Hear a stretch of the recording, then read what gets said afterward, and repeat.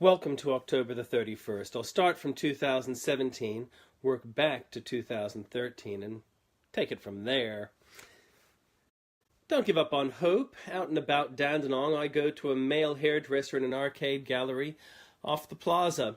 There are two which charge $10 for simple cuts. The big one I don't go to because the last time I went there, the hairdresser serving me asked me about my weight while joking with his two friends in what might have been Arabic.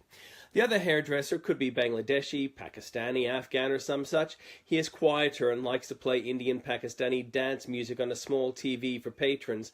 But today he was watching a clip on his phone of military-dressed figures at a news conference, and it would have been no different had the figures talking on screen been Islamic State.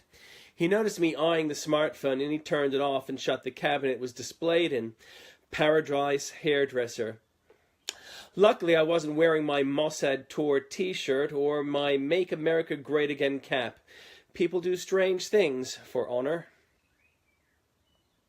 One rumor going around the internet is that JFK was erudite, smart, capable, and visionary. JFK died on November the 22nd, 1963, when Lee Harvey Oswald shot him, and in response, a Secret Service agent accidentally sent a hollow point round into JFK's head. The enormity of the cover-up should be noted. At least one Secret Service agent ended his days a drunk. Lee Harvey Oswald was killed before facing justice, as was his killer, Jack Ruby. And the brain of JFK, filled with the dum-dum shrapnel, disappeared during surgery. Anyway, the meme goes, JFK was killed for a speech he gave about censorship and dangers facing democracy. Only the speech was not the last one JFK gave, but had been given in April the 27th, 1961, 2 years earlier. To put the speech in perspective, JFK had lost the 1960 election to Nixon, but Nixon, rather than doing what Al Gore did and threaten the Union, conceded. Kennedy had approved the Bay of Pigs plan on April the 4th. It was before a U-2 plane took pictures of the Soviet missiles on Cuba. Cairo had lied to his backers about taking over Cuba to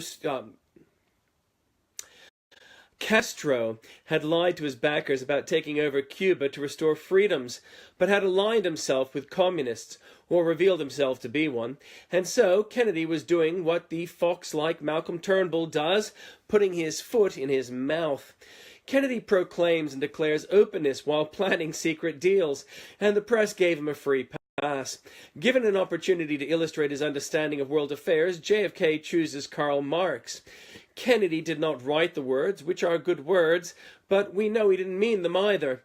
Kennedy may have threatened Governor Wallace over Wallace's racist stance to segregation, in private. In public, Wallace and Kennedy served the same party. Dan Andrews has backflipped on another election promise not to start a safe injecting room. Safe injecting rooms do not save lives. Junkies have a large number of ways of killing themselves, and junkie deaths have not fallen with Sydney's safe injecting rooms, although there have been no recorded deaths inside one either in 15 years.